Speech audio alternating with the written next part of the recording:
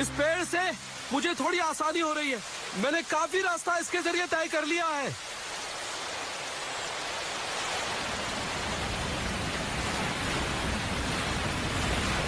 मैं अब झरने के पीछे से घूमकर उस तरफ के किनारे तक पहुंचना चाहता हूं।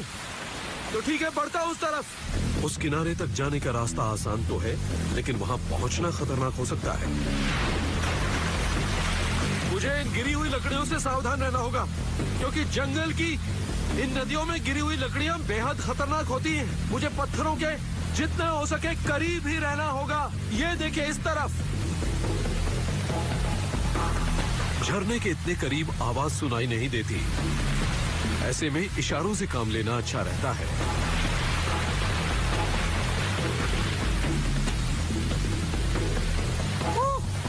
बहुत तेज पानी है। बहुत खूब। मैं बड़ी मुसीबत से तो निकल गया। चलिए अब हम नीचे की ओर बढ़ते हैं। नदी में बड़े बड़े गीले पत्थर पड़े हैं, इसलिए वो रास्ता आसान तो है, लेकिन नदी के किनारे पर रहना जरूरी है। भले ही इसके लिए एक से दूसरी तरफ भागना ही क्यों ना पड़े। मैं कोशिश कर सकता हूँ। ये नदी हमारे यहाँ से निकलने का रास्ता है। वही रुको, मैं आ रहा हूँ। वाह, वाकई दुनिया में अगर कोई जगह है जहाँ आप खुद को बौना महसूस करने लगते हैं, तो वो यही है, जहाँ आप चारों ओर से ऊंचे पहाड़ों, तेज झरनों और आसमान छूते पेड़ों से घिरे हुए हो। यहाँ की खूबसूरती को शब्दों में बयान करना मुश्किल है।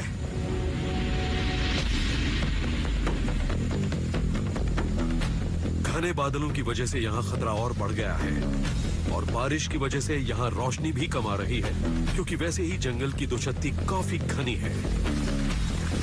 इतनी मूसलाधार बारिश में जब देखने में भी परेशानी हो, तब एक दूसरे के साथ साथ बने रहना बहुत जरूरी होता है, क्योंकि ऐसे में सबसे ज्यादा खतरा इस बात का होता है कि हम न सिर्फ अपने साथी को नहीं देख सकते, बल्कि उनकी आवाज भी नहीं सुन सकते, क्योंकि बारिश की आवाज बहुत तेज है। हमें एक दूसरे के करीब रहना होगा।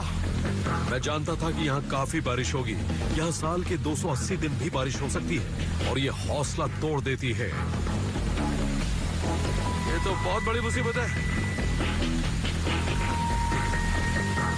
और दूसरी जगहों के मुकाबले जंगल में हमें शारीरिक और मानसिक रूप से ज्यादा परेशानी होती है। जब भी मैं किसी मुश्किल माहौल में फंसता हूँ, तब अपने आप से बार बार एक ही बात कहता हूँ। ये सुनकर बड़ी अजीब सी लगती है, लेकिन मैं खुद से कहता रहता हूँ कि मैं कर लूंगा, मैं कर लूंगा, मैं कर लूंगा। घबराओ मत, चिंता मत करो, डरो मत। जंगल से लड़ने का ये मेरा अपना तरीका है। लेकिन इस बात में शक नहीं कि ऐसी बारिश हौसला तोड़ देती है। इतनी तेज बारिश में तो नदियां भी कुछ ही घंटों में उफनने लगती हैं। इसी वजह से जंगल की नदियां बेहद खतरनाक होती हैं।